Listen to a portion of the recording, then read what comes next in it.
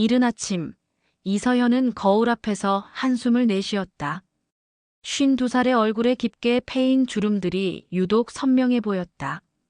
20년간 교단에 서던 그녀가 은퇴한 지 벌써 반년이 지났지만 시간은 그저 무의미하게 흘러갔다. 엄마, 아침 먹어요. 딸 은지의 목소리가 들려왔지만 서연은 식욕이 없었다. 이혼 후 혼자 키운 딸이 이제 유학을 준비한다며 바빠졌고 집안은 더욱 적막했다. 그때 예전 동료 교사에게서 전화가 왔다. 서연아, 과외 하나 어때? 성북동에 사는 어르신인데 말동무도 필요하고. 처음에는 거절하려 했지만 하루 종일 텔레비전만 보며 보내는 일상이 견딜 수 없었다. 서연은 결국 승낙했다. 성북동 언덕길을 오르며 서연은 가슴이 답답했다. 가파른 경사를 오르자 숨이 찼고 무거운 가방이 어깨를 짓눌렀다. 드디어 도착한 곳은 오래된 한옥 고택이었다. 대문부터 범상치 않은 위험이 느껴졌다. 초인종을 누르자 중후한 목소리가 들려왔다. 들어오세요. 문을 열고 들어선 순간 서연은 깜짝 놀랐다. 정혜준이라는 이름의 집주인은 72세라고 했는데 곧은 어깨와 날카로운 눈빛에서 카리스마가 느껴졌다. 회색 머리는 단정하게 빗어넘겨져 있었고 깔끔한 셔츠 차림이었다. 이서연 선생님이시군요. 정혜준입니다. 악수를 나누며 서연은 그의 손이 생각보다 따뜻함을 느꼈다. 하지만 그의 표정은 차갑고 무뚝뚝했다. 국어를 가르쳐 주신다고 들었습니다. 오랫동안 책을 읽지 않아서 감이 둔해졌거든요. 거실로 안내받으며 서연은 주위를 둘러보았다. 고풍스러운 가구들과 벽난로가 인상적이었다. 특히 벽난로 위에 놓인 낡은 도면들이 눈에 띄었다. 건축 도면처럼 보였는데 모서리가 해져 있어 오래된 것임을 알 수 있었다. 저는 건축가였습니다. 정혜준이 서연의 시선을 따라 말했다. 은퇴한 지는 오래되었지만요. 첫 수업은 어색했다. 정혜준은 예의는 지켰지만 감정을 드러내지 않았다. 서연이 준비한 시집을 펼치며 읽어보라고 하자 그는 건조한 목소리로 따라 읽을 뿐이었다. 하지만 서연은 그의 눈빛에서 무언가를 읽어냈다. 깊은 외로움과 상처가 숨어 있음을. 마치 자신과 닮은 것 같았다. 의외의 초대. 수업이 끝나고 서연이 짐을 챙기려 할 때 정혜준이 불쑥 말했다. 잠시 차 한잔하고 가시죠. 서연은 당황했다. 늘 수업이 끝나면 바로 인사를 나누고 헤어졌는데 오늘은 분위기가 달랐다. 괜찮으시다면요. 서연이 조심스럽게 대답했다. 정혜준은 부엌으로 가더니 오래된 찻주전자와 도자기 찻잔을 가져왔다. 찻잔에는 세월의 흔적이 묻어 있었지만 은은한 광택이 아름다웠다. 이 찻잔들은 정혜준이 잠시 멈췄다. 아내와 함께 쓰던 것입니다. 서연은 숨을 죽였다. 그동안 정혜준이 혼자 사는 것은 알았지만 아내에 대한 이야기는 들은 적이 없었다. 언제 돌아가셨나요? 서연이 조심스럽게 물었다. 10년 전입니다. 오늘이 바로 기일이고요. 정혜준의 목소리에 미세한 떨림이 있었다. 그는 찻잔에 차를 따르면서 계속했다.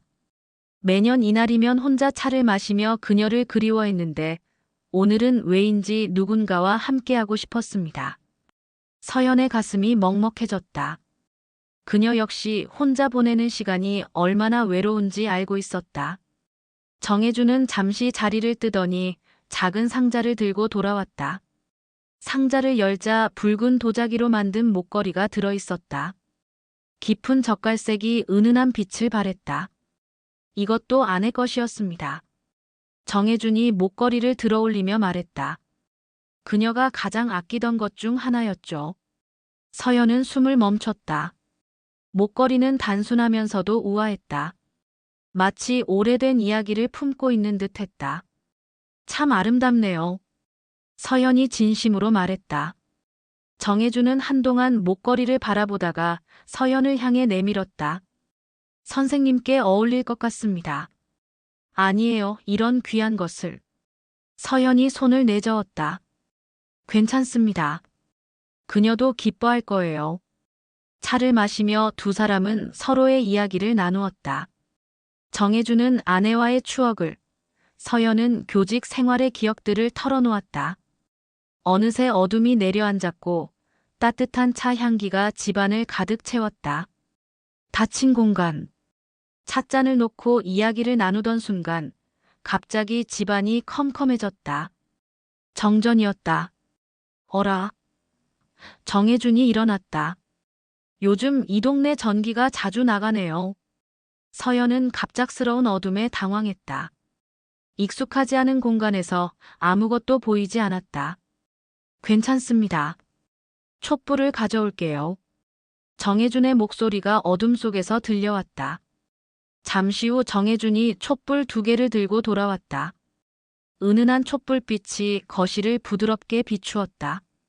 평소보다 훨씬 로맨틱한 분위기가 되었다. 이런 날씨에는 촛불이 더 좋을지도 모르겠네요. 정혜준이 웃으며 말했다. 서연은 그가 웃는 모습을 처음 보았다. 촛불빛에 비친 그의 얼굴은 부드러워 보였다. 평소의 차가운 인상과는 전혀 달랐다. 선생님, 무서우시면 이쪽으로 오세요. 정혜준이 소파로 와서 앉으라고 했다. 서연은 조심스럽게 그의 옆자리에 앉았다. 두 사람 사이의 거리가 가까워졌다. 촛불 앞에서는 모든 게 다르게 보이는군요. 서연이 중얼거렸다. 그렇죠. 평소에는 보이지 않던 것들이 보입니다. 정혜준이 붉은 도자기 목걸이를 다시 들어올렸다. 촛불빛에 비친 목걸이는 더욱 아름다웠다. 정말 선생님께 어울려요. 정혜준이 서연의 목에 목걸이를 걸어주려고 했다. 서연은 심장이 빨리 뛰는 것을 느꼈다. 그의 손이 그녀의 목덜미에 스치는 순간 전기가 아닌 다른 종류의 전율이 흘렀다. 목걸이가 자리를 잡았다. 서연은 가슴에 놓인 붉은 도자기의 무게를 느꼈다. 따뜻하고 묵직했다. 아름답습니다. 정혜준이 서연을 바라보며 속삭였다. 그때 전기가 다시 들어왔다. 갑작스러운 밝음에 두 사람은 눈을 깜빡였다. 하지만 분위기는 이전과 완전히 달라져 있었다. 뭔가 변화가 시작된 것이다. 서연은 가슴에 손을 얹었다. 목걸이가 여전히 그곳에 있었다. 마치 자신의 것인 양자연스럽게 느껴졌다. 집에 가서 거울로 확인해 보세요. 정혜준이 따뜻하게 말했다. 서연은 고개를 끄덕이며 일어났다. 이상했다. 목걸이를 돌려줘야 한다는 생각보다는 계속 착용하고 싶다는 마음이 더 컸다. 첫 번째 균열. 다음 날 아침 수업에 갔을 때 정혜준이 부엌에서 무언가를 끓이고 있었다. 고소한 냄새가 집안을 가득 채웠다. 아침을 같이 드실까요? 정혜준이 앞치마를 두른 채 물었다. 서연은 놀랐다. 어제까지만 해도 수업만 하고 헤어졌는데 오늘은 분위기가 완전히 달랐다. 직접 끓인 미역국입니다. 오랜만에 누군가를 위해 요리를 했네요. 상에 앉아 마주보며 식사를 하는 것은 서연에게는 오래간만의 일이었다. 정혜준이 끓인 미역국은 짜지도 싱겁지도 않게 딱 좋았다. 맛있어요. 요리를 잘하시는군요. 아내가 아플 때 자주 해줬거든요. 그때 배웠습니다. 서연은 가슴이 따뜻해졌다. 그동안 혼자 끼니를 때우기 급급했는데 이렇게 정성스럽게 차려진 식사를 마주하니 감사했다. 선생님은 평소에 어떻게 지내세요? 정혜준이 물었다. 별로 특별할 게 없어요. 텔레비전 보고 책 읽고. 가족은요? 딸 하나 있어요. 은지라고. 유학 준비한다고 요즘 바빠요. 정혜준은 고개를 끄덕이며 들었다. 서연은 오랜만에 자신의 이야기를 털어놓을 상대가 있다는 것이 좋았다. 그런데 식사를 마칠 무렵 초인종이 울렸다. 누구지? 정혜준이 인터폰을 확인했다. 현관문이 열리고 중년 남성이 들어왔다.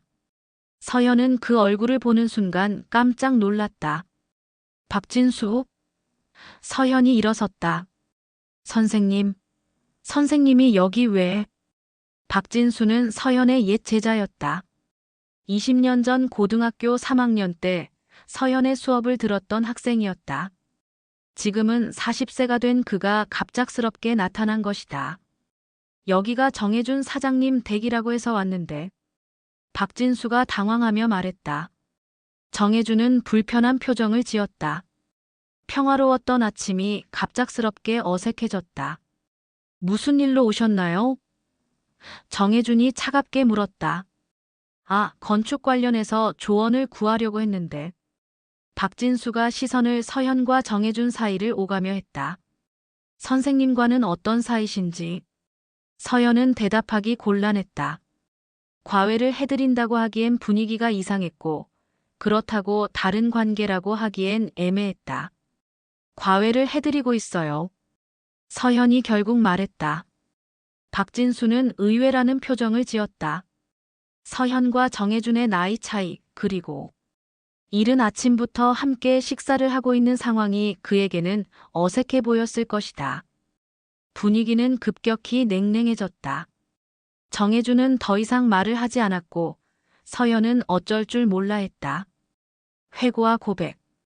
며칠 후 저녁 밖에서 비가 내리기 시작했다. 서연이 수업을 마치고 돌아가려 할 때 정해준이 말했다. 비가 그치면 가세요. 감기 걸리겠어요. 창밖으로 굵은 빗줄기가 세차게 내리고 있었다. 서연은 우산도 가져오지 않았다. 정해준은 주방에서 와인 한 병을 가져왔다. 먼지가 쌓인 것으로 보아 오래 보관해둔 것 같았다.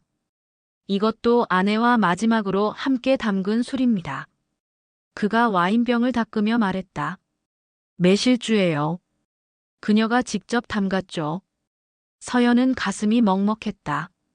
정해준은 아직도 아내의 추억 속에서 살고 있었다. 마셔보세요.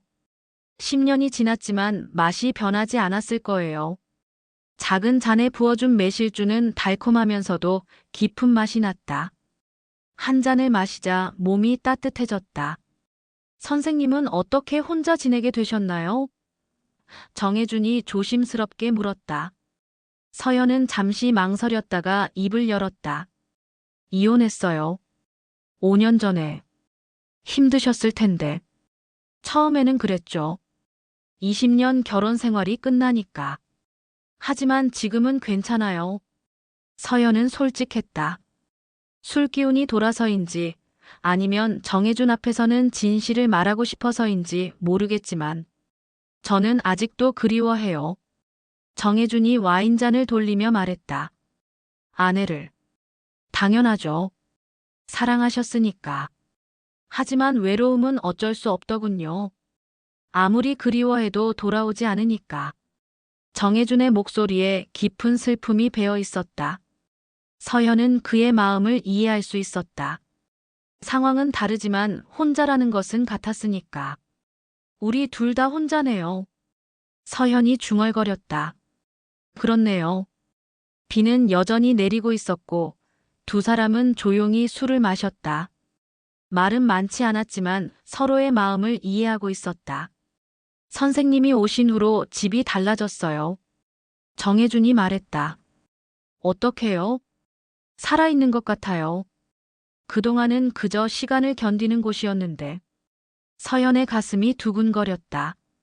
그녀 역시 정해준을 만난 후 달라졌다. 하루하루가 기다려졌고 아침에 눈을 뜰 이유가 생겼다. 가족의 그림자.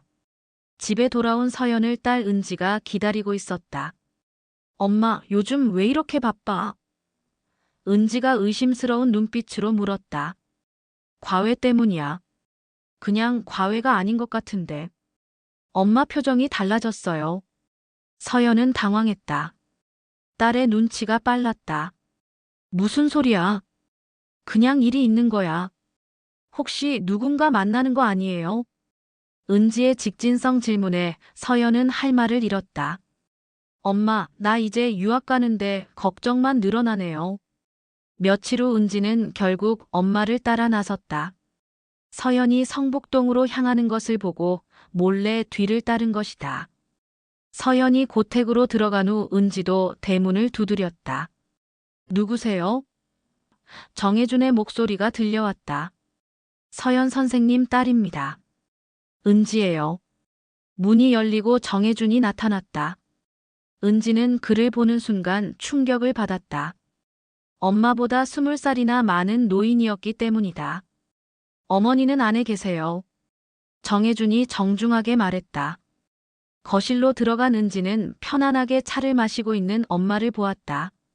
목에는 보석 목걸이까지 착용하고 있었다. 엄마, 이게 뭐예요? 은지야, 왜 여기까지? 나보다 이분이 더 중요한 거예요? 은지의 목소리가 높아졌다. 정혜준은 난처해했고 서연은 당황했다. 엄마가 이렇게 나이 많은 남자와 만난다고. 은지야, 말을 함부로 하면 안 돼. 하지만 은지는 화가 나 있었다. 유학을 앞두고 엄마가 딴 남자를 만난다는 사실이 받아들여지지 않았다. 이해할 수가 없어요. 할아버지 뻘 되는 분과 뭘 하겠다는 거예요? 서연의 얼굴이 빨갛게 달아올랐다. 정혜준은 조용히 자리를 피했다. 모녀의 갈등은 쉽게 해결되지 않았다. 은지는 며칠 동안 엄마와 말을 하지 않았다. 전환점 마이너스 평창 고택 여행. 일주일 후 정혜준이 서연에게 제안했다. 평창에 작은 고택이 하나 있습니다. 함께 가보시겠어요? 서연은 망설였다. 딸과의 갈등 때문에 마음이 무거웠다. 가족 문제가 해결되지 않았는데 때로는 거리를 두고 생각하는 것도 필요해요. 결국 서연은 동행하기로 했다. 평창까지 가는 길에 두 사람은 많은 이야기를 나눴다. 은지가 화내는 것도 이해해요. 서연이 말했다. 당연하죠. 딸 입장에서는 받아들이기 어려울 거예요. 평창의 고택은 성북동보다도 더 조용했다. 산으로 둘러싸여 있어 세상과 완전히 분리된 기분이었다. 저녁이 되자 달빛이 고택을 비추었다. 마당에서 달을 보며 두 사람은 나란히 앉았다. 이런 곳에 있으니 마음이 평화로워져요. 서연이 말했다. 정혜준은 주머니에서 붉은 도자기 목걸이를 꺼냈다. 서연은 목걸이를 서울에 두고 온 것이다. 이제는 당신 것이 되었으면 합니다. 그가 서연의 목에 목걸이를 다시 걸어주었다. 달빛 아래에서 목걸이는 더욱 신비롭게 빛났다. 우리 나이에 이런 감정을 느낄 줄 몰랐어요. 서연이 속삭였다. 나이가 무슨 상관이에요? 마음이 중요한 거 아닌가요? 두 사람은 서로를 바라보며 진심을 확인했다. 오랫동안 잊고 지냈던 감정이 되살아나는 순간이었다. 그날 밤 서연은 오랜만에 깊은 잠에 빠져들었다. 마음의 평화를 찾은 것 같았다. 두 번째 인생. 몇 달이 흘렀다. 서연과 정혜준은 매주 고택에서 시간을 보냈다. 처음에는 과외라는 명목이었지만 이제는 서로를 위한 시간이 되었다. 은지도 시간이 지나면서 마음을 열기 시작했다.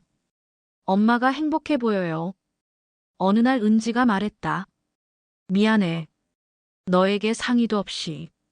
처음에는 화났지만 생각해보니 엄마도 행복할 권리가 있잖아요. 서연은 딸을 끌어안았다. 이해해주는 은지가 고마웠다.